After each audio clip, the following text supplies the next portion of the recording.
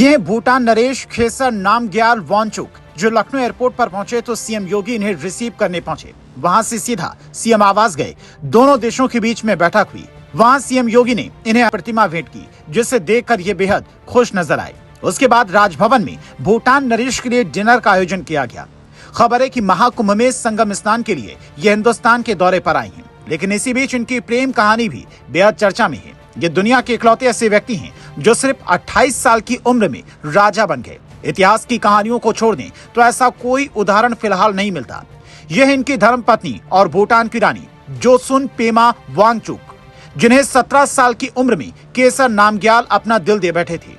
कहा जाता है कि भूटान की थिम्पू में एक पिकनिक के दौरान वांगचुक की प्रेमा से मुलाकात हुई थी। उस समय वांगचुक भूटान के राजकुमार थे और उनकी उम्र थी 17 साल और पेमा की उम्र थी सिर्फ 7 साल।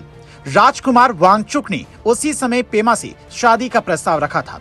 वांगचुक ने तब कहा था, जब तुम बड़ी हो जाओगी और मेरी व तुम्हारी शादी नहीं हुई तो मैं चाहूंगा कि तुम मेरी पत्नी बनो। उसके बाद जब जोसुन पेमा 21 साल की हुई तो दोनों की शादी बौद्ध रीति रिवाज से हुई। शादी में करीब 300 मेहमान शामिल हुए थे। दोनों के 2 बेटे और 1 बेटी है। साल 2023 में भूटान नरेश अपनी रानी और बच्चों के साथ भारत के दौरे पर आए थे। तब पीएम मोदी ने भूटान के नन्हे राजकुमार को फीफा U17 वर्ल्ड कप का फुटबॉल और चेस सेट गिफ्ट किया था और अब सीएम योगी ने इन्हें एक प्रतिमा भेंट की है। दोनों देशों के रिश्ते अगर देखें तो चीन की वजह से थोड़े उतार चढ़ाव से गुजरते रहते हैं। साल 1951 में जब भूटान ने तिब्बत पर कब्जा किया था तो भूटान से करीब 477 किलोमीटर के इलाके तक चीन की सीमा लगने लगी। उसने यहाँ की सीमा में करीब 22 गांव भी बसाए हैं। ऐसे में सामरिक लिहाज से भी भारत और भूटान के संबंध बेहद अहम हैं।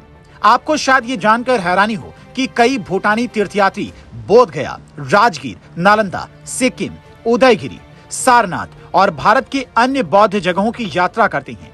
भूटान के कुल विदेशी निवेश का 50% हिस्सा अकेले भारत ने निवेश किया है। यहाँ तक कि भूटान के हजारों छात्र हिंदुस्तान में पढ़ाई भी करने आते हैं।